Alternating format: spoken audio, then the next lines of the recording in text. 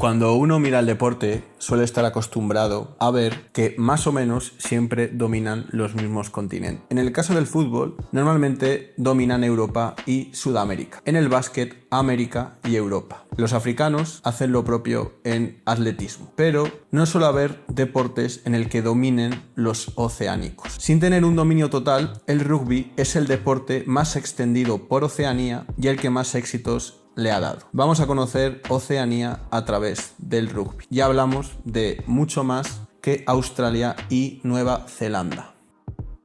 Oceanía es el continente más pequeño del mundo, o al menos es el que tiene menos tierra emergida. Es además el segundo con menos población después de la Antártida. Se pueden hacer varias divisiones dentro de este continente, pero la principal es en Australia, Melanesia, Polinesia y Micronesia. Hay gente que incluye dentro de Polinesia a Nueva Zelanda, y hay gente que por su importancia la saca de ahí. También en algunos países, sobre todo de lengua inglesa, separan a Australia del resto, hablan de él como que fuese un continente aparte y hacen referencia a que Australia es un continente. Desde luego, algunas de estas clasificaciones son bastante arbitrarias y dependen al mundo al que te quieras referir. Es decir, en el mundo del deporte, en muchos casos se separa a Sudamérica del resto de América. A nivel cultural también se puede separar Latinoamérica del resto de América, mientras que a nivel geográfico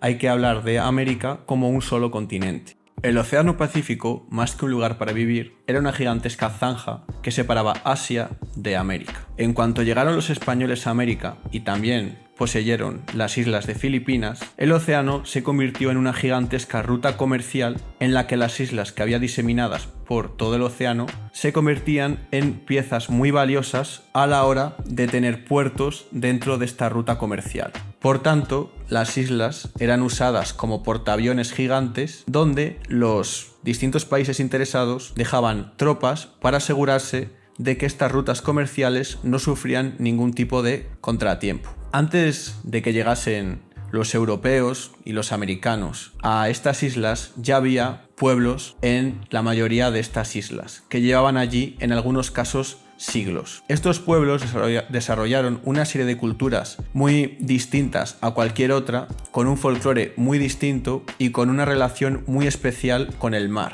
ya que al fin y al cabo era fundamental para ellos desarrollar una navegación muy buena, eran considerados de los mejores del mundo y era muy importante para ellos tener el mayor conocimiento posible tanto del mar como de las estrellas para orientarse. Además de Australia y Nueva Zelanda, el lugar más destacado dentro de Oceanía son las Islas Hawái.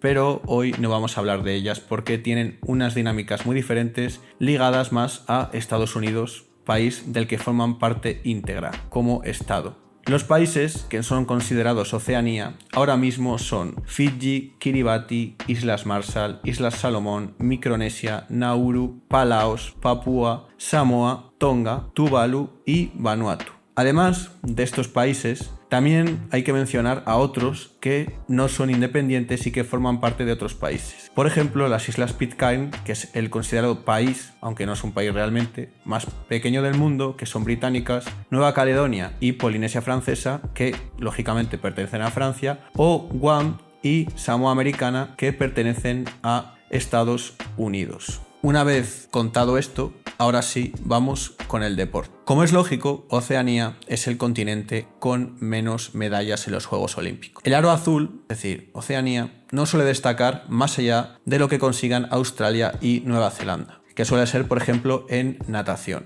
Además de esto, el deporte rey, sin ningún tipo de duda, es el rugby. Si miramos el ranking de rugby actual, podemos ver cómo hay 5 selecciones oceánicas dentro del top 15, que supone el mayor número después de Europa, que tiene 7. Asia, África y América tienen solo una cada una. Viendo que en Oceanía hay solo 44 millones de personas, es bastante notorio. Australia, cuya selección se llama los Wallabies, y Nueva Zelanda, All Blacks, hay que sumar a otros 3 países que suelen estar en el top mundial del rugby. Estas islas son Fiji, Tonga y Samoa. No podemos decir que ni Fiji, ni Tonga, ni Samoa sean precisamente unos gigantes a nivel demográfico. Fiyi ahora mismo tiene 900.000 habitantes, Tonga 100.000 y Samoa 200.000. Pero si miramos los datos de las personas que juegan al rugby dentro de estos países, vemos cómo hay un número de jugadores muy destacado. Por ejemplo, en Fiyi se estima que hay unos 8.000 jugadores, mientras que en Tonga hay unos 1.000 y en Samoa 5.000. El rugby tiene una trayectoria de más de un siglo dentro de estos países. La Federación de Rugby de Fiyi se fundó en 1915, la de Tonga en 1923 y la de Samoa en 1924. No es para nada casualidad de que estas federaciones se fundasen en la segunda década o en la primera, en el caso de Fiyi, del siglo XX, porque es la época de expansión del rugby por todo el mundo a través de todos los británicos que salían de las islas a alguna de las colonias que tenía el Imperio Británico a lo largo del mundo. Algo muy importante a analizar es el hecho de que prácticamente todos los deportes que se expandieron por el mundo a principios del siglo XX y que luego han sido dominantes durante este último siglo son de origen británico. Sin embargo, en las últimas décadas, los deportes que están ganando más adeptos son los deportes americanos, tales como pueden ser el baloncesto, el hockey, el béisbol o también el fútbol americano, aunque les está costando expandir al resto del mundo este último deporte. Esto puede ser fruto del azar, puede ser fruto de la casualidad, puede ser también un factor a tener en cuenta lo barato que sea realizar un deporte, también que de golpe en un país surja un deportista muy bueno al que los demás pretendan emular. Pero algo muy a tener en cuenta es que los deportes que se suelen jugar más son de la cultura dominante en el mundo. Es decir, principio del siglo XX, Gran Bretaña y en las últimas décadas, Estados Unidos. Y es que al final el poder no solo se muestra con dinero, con hazañas militares, sino que también se muestra a través de ciertas imposiciones culturales involuntarias. Es decir, Estados Unidos no quiere que en España se juegue al baloncesto para introducir su cultura, pero si los estadounidenses juegan mucho al baloncesto, es muy probable que en España acabemos jugando más al baloncesto, porque nuestra cultura siempre va a estar mirando a este país. Por ejemplo, cualquier niño que haya sido niño en los últimos 40 años, habrá crecido viendo películas en las que los protagonistas jugaban a deportes como el béisbol o el fútbol americano, que son deportes con ninguna implementación en España, pero estoy segurísimo de que si tú enseñas un bate, la gente sabe que es para jugar al béisbol, el casco lo relacionará con el fútbol americano. Y esto es porque, aunque no hayas tenido ningún tipo de interés en estos deportes, tú ya lo conoces porque has visto las películas en las que se habla de estos temas. Quién sabe si dentro de unas décadas, y si China sigue creciendo, quizás en Francia se juegue algún deporte que ahora mismo es bastante popular en China, pero que es casi desconocido fuera de China. Siguiendo con las colonizaciones, esta vez de manera directa, vamos con las historias de Fiyi, Tonga y de Samoa. Fiyi fue una colonia británica desde 1874 hasta 1970. En estos casi 100 años, además de haber cambiado su cultura, haber traído el idioma inglés, cambiaron por completo su demografía. Trajeron allí a un montón de indios de la India, que se mezclaron con los fiyianos y que generaron una cultura mestiza con su propio idioma, que es el hindú fiyiano. Esto no era algo solo propio de Fiyi, ya que los británicos usaban a los indios de mano de obra barata, casi esclava, y los llevaban a todas sus colonias. Por esta razón hay personas de origen indio en Australia, también Nueva Zelanda, en Sudáfrica y en algunos de América. Tonga también tuvo relación con el Imperio Británico, pero en forma de protectorado.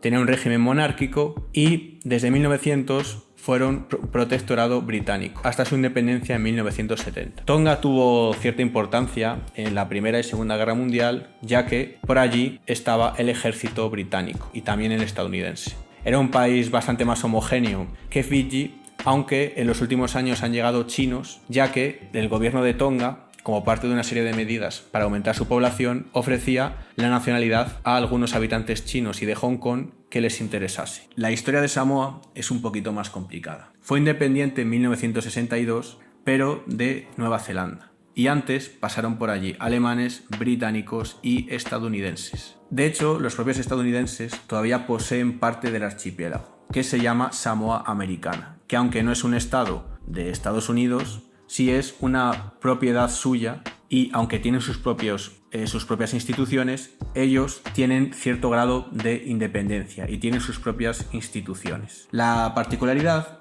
es que en la parte de la Samoa independiente se juega el rugby, mientras que en la parte americana de Samoa se juega el fútbol americano. Es más, quitando Estados Unidos, el país que tiene más jugadores NFL por habitante es Samoa Americana. Los samoanos americanos usan el deporte, la universidad o el ejército para salir de estas remotas islas y marcharse a la metrópolis. En algunas ciudades hay pequeñas comunidades de samoanos que se apoyan entre ellos. En muchos casos, cuando por ejemplo un chico va a la universidad, pues tiene una serie de casas de familiares, de amigos, donde quedarse, forman comunidades que mantienen su cultura y digamos que la parte bonita es aquellos samoanos que salen de su isla para jugar al fútbol americano, ir a la universidad o ambas cosas. Pero la cruz, la parte negativa, son las personas que se unen al ejército. En Samoa Americana hay una base bastante importante de Estados Unidos donde trabajan muchos samoanos americanos. Pero como es lógico, cuando te unes al ejército, tú no sabes dónde puedes acabar. Y hay muchos samoanos que han acabado luchando en conflictos con Estados Unidos a lo largo del mundo.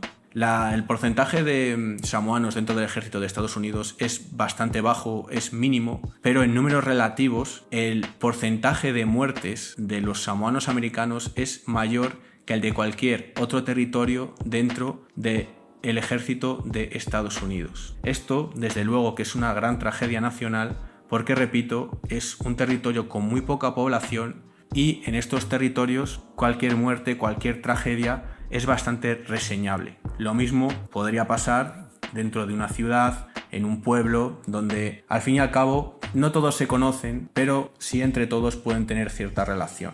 Volviendo al rugby, que es el practicado en Samoa, repito, no en Samoa Americana, hay que fijarse en los resultados de estas selecciones en el Mundial de Rugby. El primero, hay que decirlo, que se realizó en 1987, con lo cual tampoco se han jugado muchas citas mundialistas. Se han jugado un total de 9. Los All Blacks han participado en las 9 ediciones del Mundial y han ganado 3, el de 1987, el de 2011 y el de 2015. Australia también ha participado en los 9 mundiales y ha sido el vencedor en el 91 y en el 99. Fiji también hace pleno de participaciones con 9, llegando a cuartos en 2 ocasiones. Samoa participó en 8, se perdió una y ha llegado también 2 veces a cuartos de final, mientras que Tonga ha jugado 8, solo se ha perdido una, pero nunca ha pasado de primera ronda, aunque ha conseguido 2 victorias, una en 2007 y otra en 2011. El elemento relacionado con el rugby más famoso de todo el mundo es sin duda la haka que realiza la selección de Nueva Zelanda antes de los partidos. Esta danza, de origen maorí, que la realizan los All Blacks para intimidar a sus rivales en el campo, tal y como hacían los maorís con sus rivales en las distintas batallas que estos libraban. Pero no es la única danza de origen tribal que se realiza dentro del mundo del rugby, ya que la selección de Tonga realiza el llamado Sipitau, Fiji el Civi y el Sibatau en Samoa. Me parece excelente la utilización del Mundial de Rugby, que es probablemente donde estos países puedan tener una visibilidad mundial más grande, para mostrar un poco de su cultura y para mostrar un poco de sus elementos diferenciales respecto al resto. No sé si en un futuro habrá algún deportista de Oceanía que destaque en alguna otra disciplina deportiva que no sea el rugby. Se me ocurre en el pasado, por ejemplo, Cristian Carembé, que nació en Nueva Caledonia y que ganó la Champions con el Real Madrid, ganó el Mundial con Francia y que, bueno, a veces hace de embajador prácticamente del continente oceánico. Se me ocurre también lo importante que puede ser la participación de una selección segura dentro del próximo Mundial, al que se van a clasificar 48 selecciones y en el que Oceanía tiene plaza fija, es decir, que Nueva Zelanda casi seguro jugará el Mundial, salvo una catástrofe. No creo que ninguna selección pueda hacerle sombra y digamos que quizás haga un buen papel y la gente empiece a interesarse un poquito más por el fútbol de esta región. Sé que es algo difícil, pero creo que vendría bien que Nueva Zelanda hiciese un buen papel para todo el continente. Incluso puede significar la llegada de dinero y quién sabe si una mayor profesionalización del fútbol en Oceanía. Ojalá sea así.